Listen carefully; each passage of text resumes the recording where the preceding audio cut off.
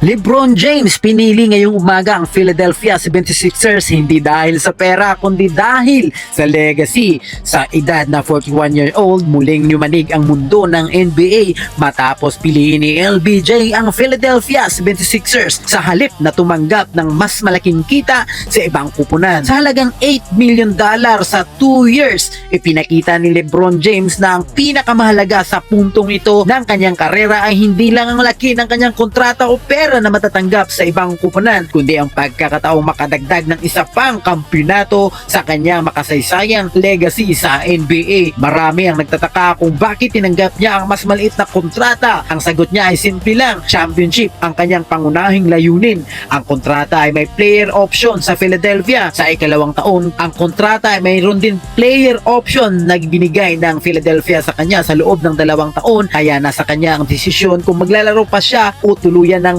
magreretero matapos ang unang season. Ayon sa mga ulat, at alam din naman natin na nagkaroon ng interest ang iba't ibang mga kupunan sa kanya. Prior sa desisyon na ito ngayong araw, ang Golden State Warriors, Miami Heat at Cleveland Cavaliers. Ang Heat at Cavaliers ay limitado nga lang sa kanilang mid-level exemption o taxpayer mid-level exception, habang ang Warriors ay naghahanap ng paraan talaga upang makalikha ng sapat na salary cap flexibility para makapagbigay ng mas magandang alok para kay LBJ. Isa sa pinakamalaking balita ay ang ginawang sakripisyo ng kanyang best friend si Draymond Green.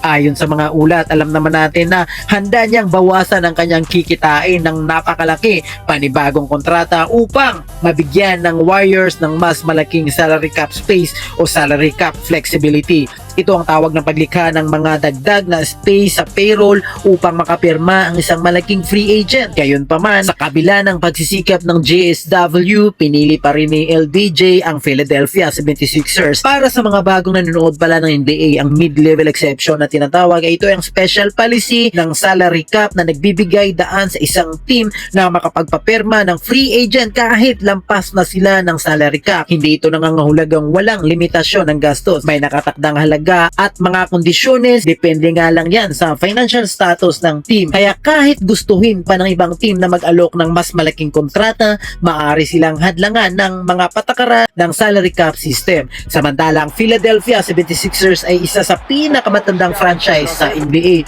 Actually, 3 beses pa lamang silang nagcha-champion noong 1955, ikalawa noong 1967 at pinakahuli noong 1983 pa.